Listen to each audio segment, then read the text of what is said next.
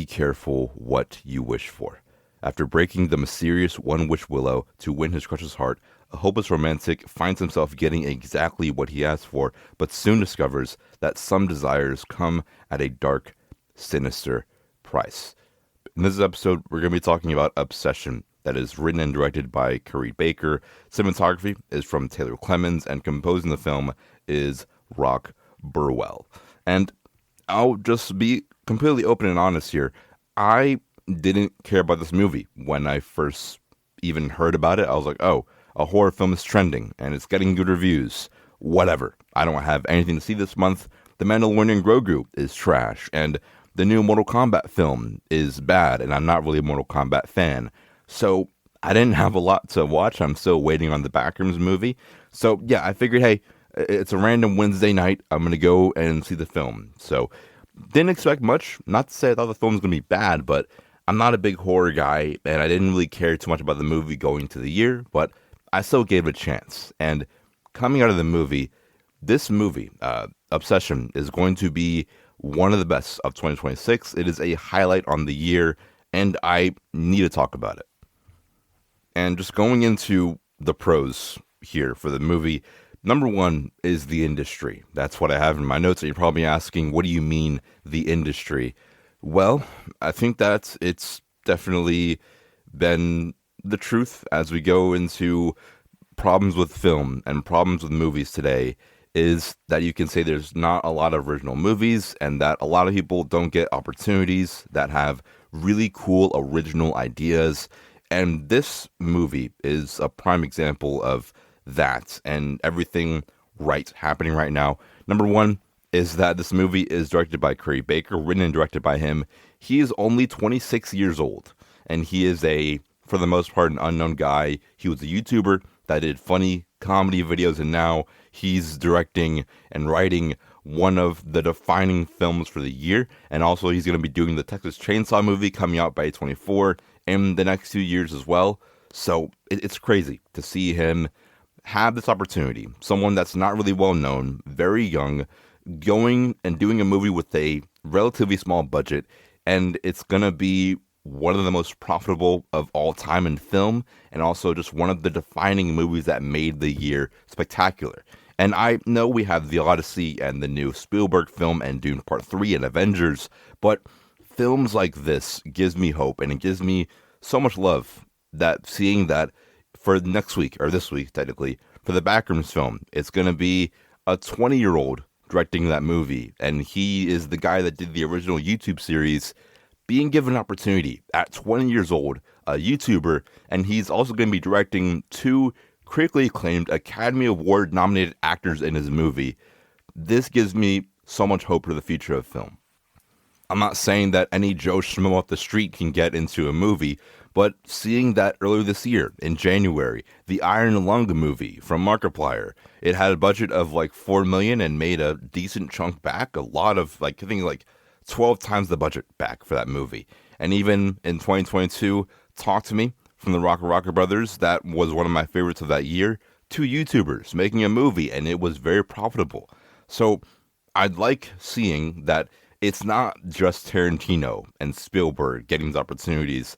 It's not just the Denis Villeneuve making Dune Part 3s. It's not just the big sequel movies, but it's cool seeing that more people are starting to get opportunities for these smaller budget films, these very unique and creative scripts. That's very cool to see for me. And as a fan of movies, as someone who has a very love-hate relationship with movies, seeing this happen gives me a lot of hope and a lot of joy for what the future holds for movies. So apart from the industry and how this impacts us, going into my other pro is acting. Acting is great for this horror movie, but number one, the actress who just killed the role was Indy Navarrete. I'm probably saying that name horribly wrong, but it's true. She is, I think right now, it's the best performance of the year, and there's a high chance that we don't get a better performance than her in this movie for Obsession. Will she get an Oscar nomination? I would say no, but looking at last year with Weapons, I mean, the performance in that movie that I didn't think was going to get a nomination, it got a nomination, and it won last year. This is the best for a horror film in a really long time. It's a horror movie that's like has so many defining key moments. The acting is one of those things. It's going to go down, I think, as just one of the defining acting performances for an actress in a horror movie forever. I think it really goes up there with a lot of the very high grades that we have. And even for the future, I think that when we look at previous actresses and actors too sometimes that have gotten their big break in Hollywood and that kind of projected them to go into bigger projects, like we have a lot of scream queens. Like recently you can think of how with Florence Pugh with Midsommar, that was kind of the movie that really set her off into being in bigger things. She did some other things besides that, but that was the movie, I think, that Midsommar really put her on the map. Or even going way back to other scream queens, like with that one actress who I'm forgetting her name for some reason right now. Jamie Lee Curtis is her name. I don't know how I forgot, but Jamie Lee Curtis was another actress who was in the Halloween films, and then eventually she started getting more serious roles, like Once Upon a Time in Hollywood. She was in Everything Everywhere All at Once, and further on outside of that, she was casted in a lot of dramatic roles after the Halloween films. So I think that what I'm trying to say, we're seeing the birth of another movie star here. She's incredible. I really didn't have her on my list for who I thought was going to give a top-notch performance. We have Anne Hathaway this year in The Odyssey, who's going to be great, but I don't see another actress or even actor maybe even coming close to what she did in this movie. And it's crazy to say that, but I mean, she's truly phenomenal in the film. And acting across the board for a group of, for the most part, unknown actors is very, very good and very convincing. And moving on further is just the freshness for the genre. And it's kind of controversial because I don't watch a lot of horror films, so I wouldn't say it's exactly fresh. We've seen a lot of possession-esque movies. We've seen it with The Exorcist and, a lot of different kind of horror movies take on the the kind of takeover of a devil and a spirit kind of thing. We've seen it a lot in movies, and this one, it does do things kind of fresh, mainly for me, what I think is kind of fresh here is that there's not really a bad guy in the movie. I mean, there's multiple different antagonists, and I'm not going to go into spoilers here for the movie, but there's points in the film where I said, technically this person possessed is the antagonist, but looking at everyone else in the movie, you're looking at this other person and this other person in the movie, maybe they're also the antagonist as well in the film. It's kind of interesting. It's kind of cool at times seeing that, kind of the way it flips the genre on its head to where there's not really a true antagonist. I mean, there is, but it's just kind of weird. It's something that I really need to kind of dive into further on in the movie, but it's super cool seeing that things are flipped to a degree sometimes, and also there is a bit of freshness when it comes to how he went about executing the movie. So to Curry Baker, I gotta give my flowers to you. You did a really good job. Beyond that, my favorite category of giving pros for a movie is score and cinematography. For score and cinematography, Taylor Clemens for cinematography and Rock Burwell for the score. These are two, once again, unknown guys. We all know the Greg Fraser of the film industry, a fantastic, incredible cinematographer, and we all know the Hans Zimmers, the Ludwig Göranssons for cinematography or for score. They're incredible, right? But these two guys are two guys that are also really young and haven't had a lot of opportunities for movies, and the way this film is shot is so cool. It feels like the movie looks like a Fincher film. I feel like maybe if I had to take away anything, it almost kind of like the way Zodiac was shot. It kind of has a Zodiac flair, at least to me. I might be going crazy, but the cinematography felt like a Zodiac kind of thing. And for the score, it felt to me like a Blade Runner movie kind of score. It was so cool. It was so unique. Usually for movies, I think that a lot of it is just the cinematography is bad, the screenplay is awful, and the score just is very uninspired. But with this movie, all three of those are just top-notch on point here. And going on into themes for the screenplay, the themes are so unique to me. It's so cool. It's a romance movie, but also a love movie with horror as well. It's very cool. I love seeing it.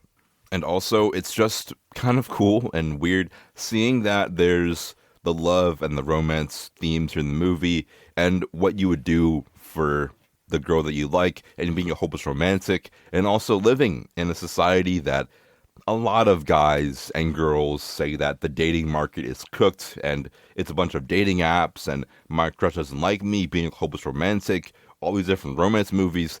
It's cool seeing this movie. It's very cool seeing a horror film really truly tap into this genre this much. I know that's not the only one. It's not the first movie to be a horror film and also do romance stuff, but the way it does it, I'm obsessed. That's not a pun intended, but I'm very obsessed with how this movie really went about handling these two themes and merged them together. It was very, very cool. And now, lastly, for pros, I feel like this episode has been mostly pros because the movie is really good. Haven't even gotten to it yet, but it's truly scary. I wouldn't say scary because I'm an adult, I'm 22 years old, and I know that movies aren't real. I know that a film is fake. I know that it was shot and edited by a group of humans, and there's no type of possession or scary things going on in real life. But truly, this was a movie. It doesn't happen very often for me, but I was truly scared. I wouldn't say scared, but maybe very tense and uncomfortable by this movie, and what it did to me was truly very impressive. It takes a lot to make me uncomfortable in a movie. This film did it to where I was truly just kind of unsettled by the movie and by different sequences. I was very tensed up at times and just very weirded out by things in a very good way. It takes a lot to make me feel that way. It doesn't happen very often. I could be watching the scariest film of all time and may not even feel anything at all. And I'll admit there were, I think, a couple of points in the movie where, okay, I was expecting this person to die in that way, or I was expecting this sequence to go this way.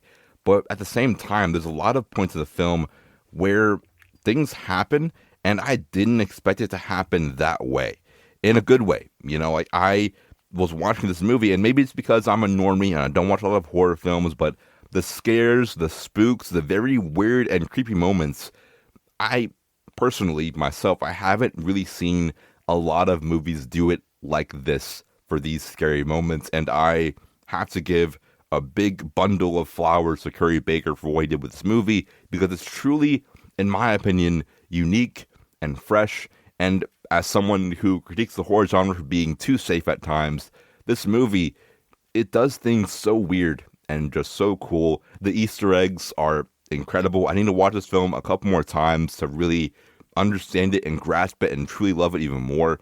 But Obsession, I truly, truly do love it. As for cons for the movie, I don't have any at this point in time.